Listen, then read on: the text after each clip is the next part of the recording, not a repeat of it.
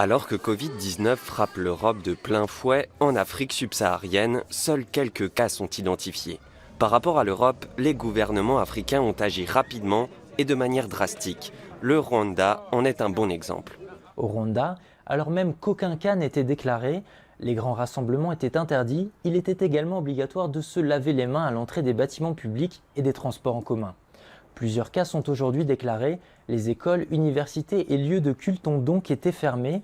Les premiers cas s'expliquent par l'arrivée d'individus en provenance d'Europe ou d'Amérique du Nord. Rapidement, des pays tels que le Kenya, l'Angola ou la Côte d'Ivoire ont donc fermé leurs frontières aux personnes issues de zones à risque. Certaines régions d'Afrique subsaharienne pourraient tirer les enseignements de leurs expériences passées dans la lutte contre les épidémies.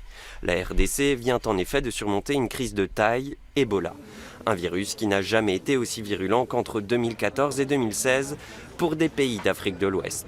Ebola peut-il aider la population face au Covid-19 et comment la population du Rwanda réagit-elle aux mesures imposées?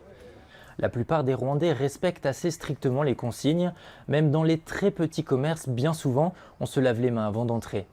On m'a rapporté tout de même quelques remarques et prises de distance des locaux vis-à-vis des Muzungu, les étrangers, suspectés de ramener le virus dans le pays. Pour autant, si Covid-19 se répand aussi rapidement qu'en Europe, le système de santé déjà fragile atteindrait rapidement ses limites. De plus, d'autres circonstances pourraient favoriser une propagation rapide de la maladie. Ce qui inquiète sur le continent africain, c'est la présence de nombreux habitats précaires, de bidonvilles densément peuplés où la promiscuité entre les individus est importante, les mesures d'hygiène difficiles à mettre en place et l'accès aux soins très réduit. Un terreau fertile à la propagation du virus. En 2018, près de 238 millions de personnes vivaient dans des habitats précaires en Afrique subsaharienne. Autre problème, de nombreuses personnes immunodéprimées vivent sur le continent africain. Selon les Nations Unies, quelques 26 millions de personnes vivent avec le VIH. Cependant, aucune étude scientifique ne confirme que ces millions d'individus sont particulièrement menacés par le Covid-19. Enfin, autre problème déjà constaté, de nombreux pays africains souffrent du récent effondrement économique de la Chine. L'impact économique a été le premier symptôme du coronavirus ressenti sur le continent africain. Son principal partenaire commercial étant la Chine, dont la réduction des exportations mondiales est estimée à 50 milliards de dollars par l'ONU. Certaines denrées commencent à manquer et les prix augmentent, que ce soit le blé en Égypte ou le riz au Togo.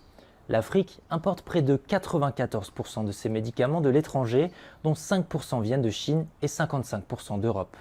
Pendant ce temps, le nombre de cas Covid-19 confirmés en Afrique subsaharienne augmente chaque jour. La menace est donc devenue réalité. La réactivité des autorités et le respect des mesures de sécurité porteront-ils leurs fruits? Jusqu'ici, l'espoir est permis.